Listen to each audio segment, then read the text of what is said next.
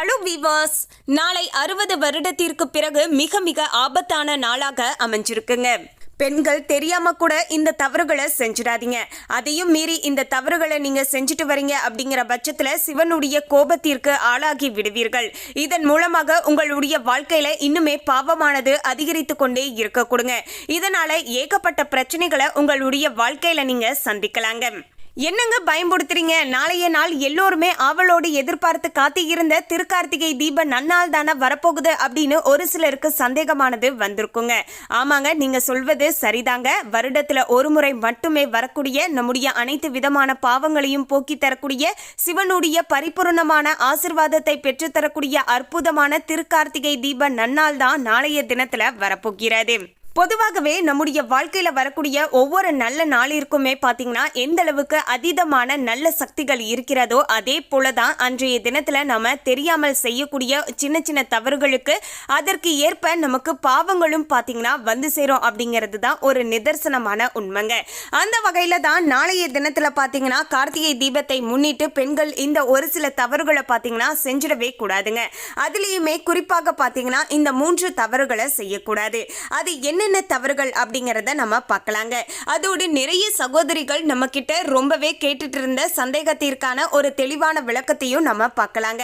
அதாவது periods time ஆயிட்டேன், அதாவது நான் பாத்தீங்கன்னா மாத விளக்கான இந்த டைம்ல பாத்தீங்கன்னா கார்த்திகை தீபத்தன்று எங்களுடைய வீடுகள்ல நான் தீபத்தை ஏற்றி வைக்கலாமா, இல்லைன்னா நான் வந்து பீரியட்ஸ் ஆனனால நான் எங்களுடைய வீடுகள்ல கார்த்திகை தீபத்தை முன்னிட்டு தீபங்கள் ஏற்றக்கூடாதா அப்படிங்கிற மாதிரி ஒரு சில சந்தேகங்கள் கேட்டிருந்தாங்க. ஸோ அதற்கான ஒரு தெளிவான விளக்கத்தையும் இந்த வீடியோல நம்ம பார்க்கலாம். அதுக்கு முன்னாடி இன்னும் நம்ம சேனலை சப்ஸ்கிரைப் பண்ணலனா சப்ஸ்கிரைப் பண்ணிடுங்க. அப்படியே பக்கத்துல இருக்கக்கூடிய பெல் ஐகானையும் பிரஸ் பண்ணிடுங்க. வாங்க வீடியோக்குள்ள போகலாம். 3/12/2025 நாளைய நாள் பாத்தீங்கன்னா புதன்கிழமை அன்று தான் பாத்தீங்கன்னா எல்லோருமே ஆவலோடு எதிர்பார்த்து காத்து இருந்த திருக்கார்த்திகை தீப நன்னாளானது வரப்போகிறது. இந்த நாள் பொதுவாகவே பாத்தீங்கன்னா வீடுகளில் விளக்கேற்றுவது வழக்கமான ஒரு விஷயங்க. எத்தனை விளக்குகள் ஏற்றலாம் அப்படின்னு கேட்டீங்கன்னா 27 விளக்குகள் ஏற்றலாங்க. அதற்கு மேலையும் பாத்தீங்கன்னா நீங்க தாராளமாக உங்களுடைய வீடுகளில் நீங்க விளக்கேற்றலாம். அதுல எந்தவித தவறுமே கிடையாதுங்க. நாளைய தினத்துல நீங்க ஏற்றக்கூடிய விளக்குகள்ல அட்லீஸ்ட் ஒரு விளக்காவது பாத்தீங்கன்னா நெய் விளக்காக ஏற்றி வைப்பது ரொம்ப ரொம்ப அவசியம். அதோடு நாளைய தினத்துல பெண்கள் செய்யக்கூடாத தவறு என்ன அப்படின்னு கேட்டீங்கன்னா 3 விஷயம் சொல்லலாங்க. ஃபர்ஸ்ட் விஷயம் பாத்தீங்கன்னா வீட்டுல வந்து அசைவம் சமைக்க கூடாதுங்க. சைவம் மட்டும்தான் சமைக்க வேண்டும். அதாவது வெஜ் உணவுகள் மட்டும்தான் சமைக்க வேண்டும். நான்வெஜ் பாத்தீங்கன்னா மறந்து கூட நீங்க நாளைய தினத்துல செஞ்சிடவே கூடாதுங்க. இந்த விஷயங்கள்ல கொஞ்சம் பார்த்து நடந்துக்கோங்க. அடுத்து பாத்தீங்கன்னா நாளைய தினத்துல யாருக்கிட்டையும் கடன் வாங்க கூடாதுங்க. அதாவது ஒரு சிலர் பாத்தீங்கன்னா அக்கம் பக்கத்துல இருக்கக்கூடியவங்க கிட்ட ஏதாவது ஒரு சில பொருட்கள் வாங்குறீங்க இல்லையா, அந்த மாதிரியான பொருட்கள் கூட நீங்க வாங்க கூடாதுங்க. அதோடு பாத்தீங்கன்னா கடைகளிலுமே பாத்தீங்கன்னா நீங்க கடன் வாங்க கூடாது. இல்லைங்க நான் தினந்தோறுமே பாத்தீங்கன்னா அக்கௌண்ட் வச்சிருக்கேன், ஸோ நான் வந்து மந்த்லி பாத்தீங்கன்னா அந்த கடைக்கு பே பண்ணிடுவேன் அப்படின்னு சொல்லக்கூடியவங்க கூட நாளைய தினத்துல நீங்க வாங்கக்கூடிய பொருளுக்கு காசு கொடுத்து வாங்குங்க. ஏன்னா நாளைய நாள் பாத்தீங்கன்னா ரொம்பவே சுபமான நாள். நாளைய தினத்துல நம்ம செய்யக்கூடிய எந்த செயலாக இருந்தாலும் பன்மடங்கு நமக்கு அதிகரிக்கும். 1000 மடங்கு பலனையும் புண்ணியத்தையும் பெற்றுத்தரும் அப்படின்னு சொல்லுவாங்க. ஸோ அதனாலதான் நாளைய தினத்துல நம்ம செய்யக்கூடிய செயல்கள் முழுக்க முழுக்க பாத்தீங்கன்னா நல்லதாக இருக்கணும் அப்படின்னு சொல்லுவாங்க. ஸோ நாளைய தினத்துல நம்ம கடன் வாங்குறோம் அப்படின்னா நம்முடைய வாழ்க்கை முழுவதுமே பாத்தீங்கன்னா கடன் வாங்க வேண்டிய சூழ்நிலையிலேயே போயிருங்க. ஸோ அதனால நாளைய தினத்துல பாத்தீங்கன்னா யார்கிட்டையும் பாத்தீங்கன்னா கடன் வாங்கக்கூடாது. கடைகளிலுமே கடன் வைத்து நம்ம பொருட்கள் வாங்குவது முழுக்க முழுக்க தவறு. பெண்கள் இந்த தவறை செஞ்சிடாதீங்க. இதனால ஏகப்பட்ட பிரச்சனைகளை பாத்தீங்கன்னா நீங்க சந்திப்பீர்கள். அதன் பிறகு நீங்க எத்தனை கடவுளை வழிபாடு செய்து கொண்டாலுமே உங்களுடைய வாழ்க்கையில பாத்தீங்கன்னா கடன் பிரச்சனைகள் இருந்து கொண்டே தான் இருக்கக்கூடும். ஸோ அதனால இந்த விஷயங்கள்ல கூடுதல் கவனத்தோடு இருந்துக்கோங்க. அடுத்து 3ஆவதான விஷயம் என்னன்னு கேட்டீங்கன்னா பீரியட்ஸ் ஆன பெண்கள் நாளைய தினத்துல கார்த்திகை தீபத்தன்று தீபமேற்றி வைத்து வழிபாடுகள் செய்யலாமா இல்லையா அப்படின்னு நிறைய பெண்கள் பாத்தீங்கன்னா தொடர்ந்து கேட்டுட்டே இருக்காங்க. பீரியட்ஸ் அப்படிங்கிறது பார்த்தீங்கன்னா இயற்கையாக அந்த கடவுளால் அமைத்த ஒரு விஷயமோ அப்படின்னே கூட நம்ம சொல்லலாங்க. ஸோ பெண்களுக்கு இயற்கையாக நடக்கக்கூடிய இந்த விஷயத்தால் பார்த்தீங்கன்னா அவங்களுக்கு ஏதாவது ஒரு அதாவது பார்த்தீங்கன்னா ஒரு சிலர்லாம் என்ன சொல்லுவாங்கன்னா ஏதாவது நீ பாவம் செஞ்சிருப்ப அதனால தான் பார்த்தீங்கன்னா இந்த நாள்லேயே நீ ஆயிட்ட அப்படிங்கிற அளவுக்கு பார்த்தீங்கன்னா கொஞ்சம் சொல்லுவாங்க. இது எல்லாமே பார்த்தீங்கன்னா முழுக்க முழுக்க தவறான விஷயம். இது இயற்கையாக ஒரு நடக்கக்கூடிய விஷயம். இதனால் பார்த்தீங்கன்னா நீங்கள் மன சங்கடம் ஏற்படக்கூடிய அளவுக்கு ஒரு விஷயமும் கிடையாது அப்படின்னு சொல்லலாங்க. ஸோ நீங்கள் ஜஸ்ட் பார்த்தீங்கன்னா பீரியட்ஸ் ஆயிட்டீங்க அப்படின்னா ஒன்றும் பிரச்சனை கிடையாதுங்க. நீங்கள் எப்பயும் போல் பார்த்தீங்கன்னா குளிச்சிடலாம். அதன் பிறகு உங்கள் வீட்டில் இருக்கக்கூடியவர்களை வைத்து நீங்கள் தாராளமாக கார்த்திகை தீபத்தை அனுஷ்டிக்கலாம். ஏனென்றால் வீடுகளில் பார்த்தீங்கன்னா கார்த்திகை தீப திருநாள் அன்று வீடுகள் பார்த்தீங்கன்னா இருண்டு இருக்கக்கூடாது. அட்லீஸ்ட் ஒரு விளக்காவது பார்த்தீங்கன்னா உங்களுடைய வீடுகளில் எரிய வேண்டும். ஸோ அதனால் பீரியட்ஸ் ஆன பெண்களாக இருந்தாலும் சரிங்க, நீங்கள் பார்த்தீங்கன்னா அந்த விளக்குகள் ஏற்ற வேண்டாமே தவிர உங்கள் வீட்டில் இருக்கக்கூடிய ஹஸ்பண்டோ இல்லைனா மாமியாரோ பார்த்தீங்கன்னா இல்லைனா குழந்தைகளோ பார்த்தீங்கன்னா நீங்கள் விளக்கேற்றி வைத்து வழிபாடுகள் செய்யலாம். தவறுகள் கிடையாது.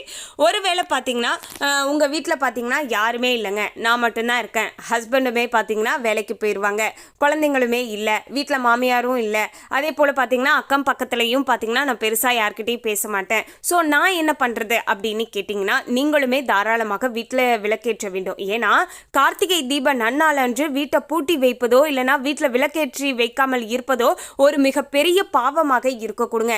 இது இன்னுமே பார்த்தீங்கன்னா நமக்கு துரதிர்ஷ்டத்தை அதிகப்படுத்தும் அப்படின்னு சொல்லலாம். ஸோ அதனால் கட்டாயமாக வீட்டில் விளக்கேற்றணும். நீங்கள் பீரியட்ஸ் ஆன பெண்களாக இருக்கக்கூடியவங்க என்ன பண்ணணும் அப்படின்னு கேட்டிங்கன்னா பூஜை அறையில் இருக்கக்கூடிய எண்ணெயவோ திரியவோ எதையுமே நம்ம பயன்படுத்தக்கூடாது.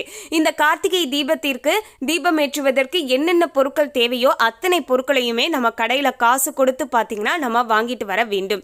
அதாவது விளக்கு ஒரு 5 விளக்கோ இல்லைனா ஒரு 11 விளக்கோ நீங்கள் வாங்கிக்கோங்க. அதோடு பார்த்தீங்கன்னா திரி, எண்ணெய், தீப்பெட்டி இதெல்லாத்தையும் நீங்கள் வாங்கிட்டு வந்து இந்த பொருட்கள் எல்லாத்தையுமே பூஜை அறைக்கு மட்டும் செல்லாமல் மற்ற இடங்கள் அனைத்திலையுமே நீங்கள் தீபத்தை ஏற்றி வைக்கலாம். அதாவது வீட்டுடைய நிலவாசப்படி, அதே போல் வீட்டு வாசலில் கோலம் போடலாம். அதே போல் பார்த்தீங்கன்னா உங்களுடைய ஹாலில் நடுப்பகுதியில் நீங்கள் தீபம் ஏற்றலாம். உங்களுடைய ஒவ்வொரு ரூமே இருக்கும் இல்லையா, அதாவது கிச்சன் ரூமில் வந்து நிலவாசப்படியில் வந்து ஒரு விளக்கு ஏற்றலாம். அதே போல் உங்களுடைய ரூமில் இருக்கக்கூடிய நிலவாசப்படியில் ஒரு விளக்கு ஏற்றலாம். பூஜை அறைக்கு மட்டும் போக வேண்டாங்க, புதுசாக எல்லா பொருட்களையும் வாங்கிட்டு வந்து அதை நீங்கள் அப்படியே பார்த்தீங்கன்னா பயன்படுத்தலாங்க.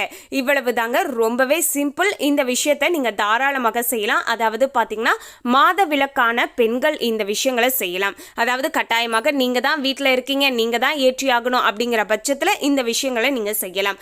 அதே போல் பார்த்தீங்கன்னா இப்போது நீங்கள் கடையில இருந்து வாங்கிட்டு வந்தீங்க இல்லையா, இந்த விளக்குகளையோ அதே போல் இந்த எண்ணெயோ திரியவோ பார்த்தீங்கன்னா மீண்டும் பூஜை அறையில் பார்த்தீங்கன்னா வைத்து பயன்படுத்தக்கூடாதுங்க. இந்த விஷயங்கள்லையும் கொஞ்சம் பார்த்து நடந்துக்கோங்க. இந்த 3 நாட்களுமே பார்த்தீங்கன்னா நீங்கள் அதாவது முதல் நாட்கள் பார்த்தீங்கன்னா பஞ்சதீபம், அடுத்த நாள் திருக்கார்த்திகை தீபம், அடுத்தது வந்து பார்த்தீங்கன்னா இன்னொரு நாள் 3வது நாள் ஒரு தீபம் ஏற்றுவோம் இல்லையா, இந்த 3 தீபத்திற்கும் பயன்படுத்தி விட்டு இந்த பொருட்களை பார்த்தீங்கன்னா நீங்கள் தனியாகவே வச்சுடுங்க. ஏதாவது பீரியட்ஸ் டைமில் கட்டாயமாக விளக்கேற்றணும் அப்படின்னு நினைக்கிறீங்க அப்படிங்கிற பட்சத்தில் இந்த விளக்கையும் எண்ணெயும் நீங்கள் பயன்படுத்தலாமே தவிர இந்த பொருட்களை மீண்டும் பூஜை அறையில் வைத்து பயன்படுத்தக்கூடாதுங்க. இவ்வளவு தாங்க சிம்பிளான இந்த விஷயத்தை மட்டும் நீங்கள் நாளைய தினத்தில் பெண்கள் கண்டிப்பாக பார்த்தீங்கன்னா ஃபாலோ பண்ணுங்க. ஏன்னா இந்த தகவலை பார்த்தீங்கன்னா உங்களுடைய ஃப்ரெண்ட்ஸ் அண்ட் ஃபேமிலியில் இருக்கக்கூடியவங்களுக்கும் மறக்காமல் ஷேர் பண்ணிடுங்க. ஏன்னா நிறைய பேருக்கு பார்த்தீங்கன்னா இந்த சந்தேகமானது இருக்கும். ஐயோ நம்ம பீரியட்ஸ் ஆகிட்டோமே, என்னடா நம்ம விளக்கேற்றலாம் அப்படின்னு நினைக்கும் போது இப்படி ஒரு விஷயம் நடந்துருச்சு அப்படிங்கிற மாதிரி அவங்களுக்கு மனசுக்கு ஒரு சங்கடமாக இருக்குங்க. நீங்கள் சங்கடமே பட தேவையே கிடையாது. நீங்கள் தாராளமாக விளக்கேற்றலாம். ஆனால் எப்படி ஏற்றணும் அப்படிங்கிற விஷயத்தை தெரிஞ்சுக்கிட்டு ஏற்றுங்க.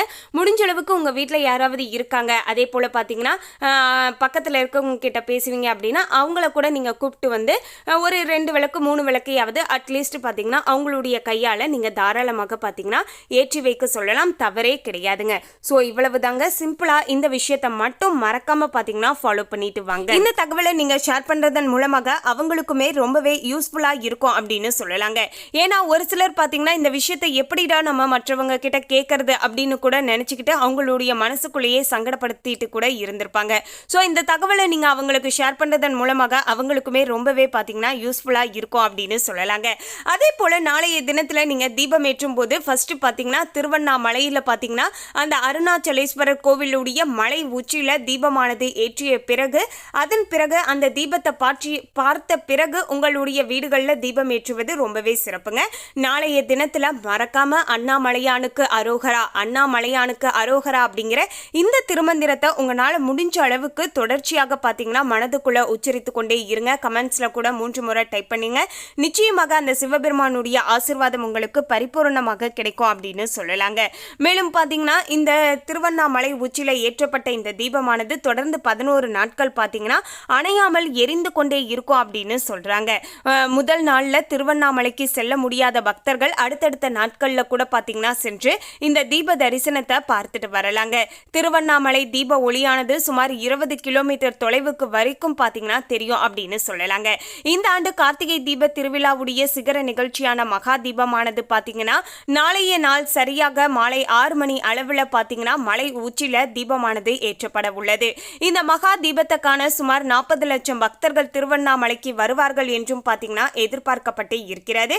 கோலாகலமாக பார்த்தீங்கன்னா அங்கு தீப வழிபாட்டிற்கான ஏற்பாடுகளுமே தொடர்ந்து செய்யப்பட்டு வருகிறது. ஸோ இப்படிப்பட்ட இந்த தருணத்தில் பார்த்தீங்கன்னா நீங்களுமே உங்களுடைய வீடுகளில் தீபம் ஏற்றுவதற்கு தயாராக இருங்க.